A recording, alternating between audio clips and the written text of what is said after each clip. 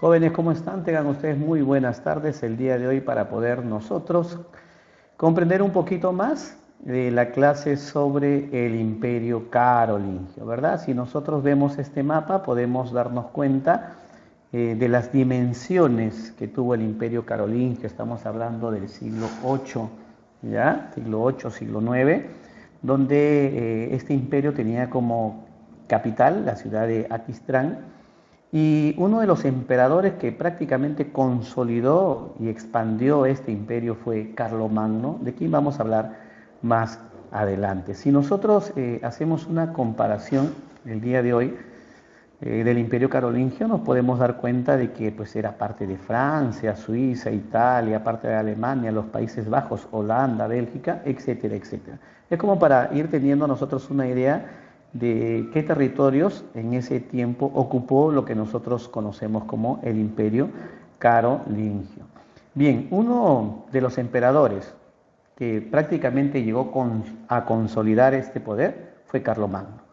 Y de él vamos a hablar a través de el reino de los francos, porque toda la historia comienza con el imperio de los francos. La primera expresión clara de unidad política en la Edad Media surgió a finales del siglo VIII con el imperio carolingio, el cual se formó sobre la base del reino de los francos.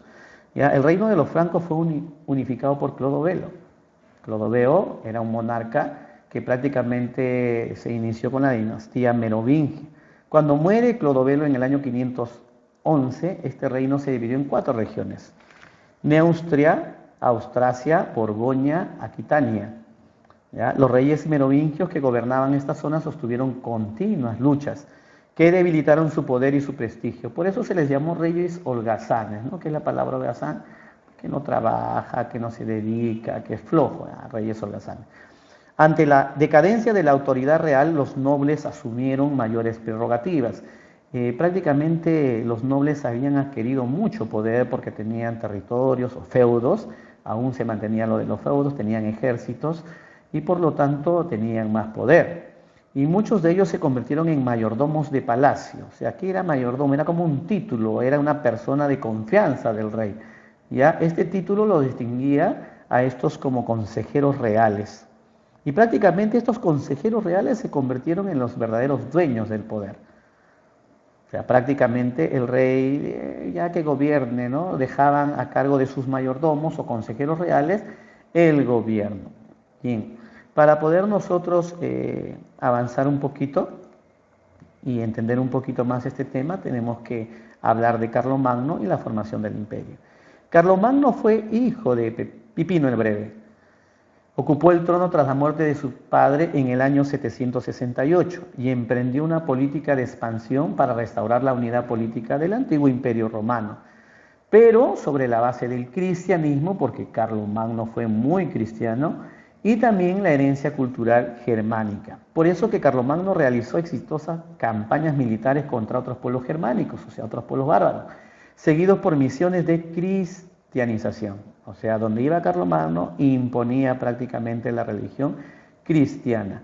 En el año 800 fue coronado emperador por el Papa León III y recuerden que Carlomagno es conocido como la espada de Dios. Carlomagno gobernó de forma absolutista, o sea, él tenía todo el poder. Sin embargo, los hombres libres, habían hombres libres, se reunían 2 veces al año para aprobar las leyes del imperio. ¿Cómo se llamaban esas leyes? ¿Ya? Capitulares.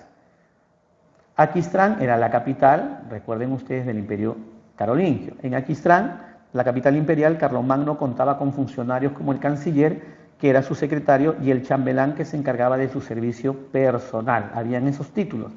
Al mando de las provincias o condados estaban los condes. Obvio, condados viene de condes, que tenían el poder civil y militar en sus comarcas. Las zonas fronterizas, o sea, en las fronteras, eran conocidas como marcas y estaban gobernadas por los marqueses. Marca viene de marqueses.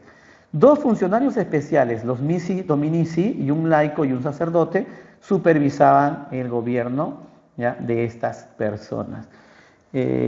Uno de los puntos más importantes dentro de lo que es el imperio carolingio es justamente el renacimiento cultural, renacimiento cultural. Cultura tiene que ver con el avance del arte, las ciencias, etcétera, etcétera. La estabilidad política permitió el desarrollo cultural del imperio. En esa época la mayoría de población era analfabeta, o sea, no sabían leer, no sabían escribir, incluyendo el propio rey, que era Carlos Magno, quien decidió por ello impulsar la fundación de las escuelas para formar a los funcionarios. La escuela más famosa de aquella época fue la Escuela Palatina, donde estaba en la capital, que era Aquisgrán. Y esta escuela congregó a un grupo de sabios encabezados por el filósofo Alcuino de York. O sea, eran los profesores de esta academia.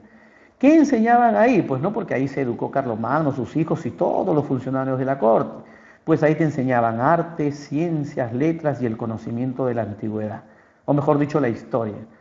Y recuerden que aparte de eso, de darle bastante énfasis a la educación, también se fundaron escuelas en iglesias y monasterios, porque recuerden que Carlomagno era muy cristiano, muy cristiano. Entonces, podemos decir que Carlomagno impulsó el desarrollo de las artes, mandó a construir numerosas iglesias que imitaban el estilo romano y bizantino del antiguo. Uno de los ejemplos más importantes es la capilla del Palacio de Aquisgrán, que hasta la actualidad perdura, por si acaso. Así como hay un periodo de auge, también hay un periodo de decadencia. ¿Cómo llega a sus finales este imperio carolingio, al margen de que Carlomagno lo había extendido, ¿no? Imagínense ustedes, por toda Europa? Cuando muere Carlomagno en el año 814, el Estado carolingio empezó a mostrar signos de agotamiento. Primero, debido a la creciente autonomía de los nobles, o sea, los nobles tenían mucho poder. Segundo, la gran extensión de los territorios y la dificultad de las comunicaciones, o sea, eran tan grandes que no se podía administrar bien. Tercero, la nobleza empezó a retener ya cargos y cargos muy importantes. ¿Por qué? Porque tenían mucha tierra y recuerden que todavía el señor feudal les había entregado feudos, el rey. Entonces como que ellos ya habían obtenido bastante poder. Ludovico Pío, hijo y sucesor de Carlomagno, después de la muerte de Carlomagno, obvio, tuvo que enfrentar violentos conflictos con una nobleza cada vez más poderosa.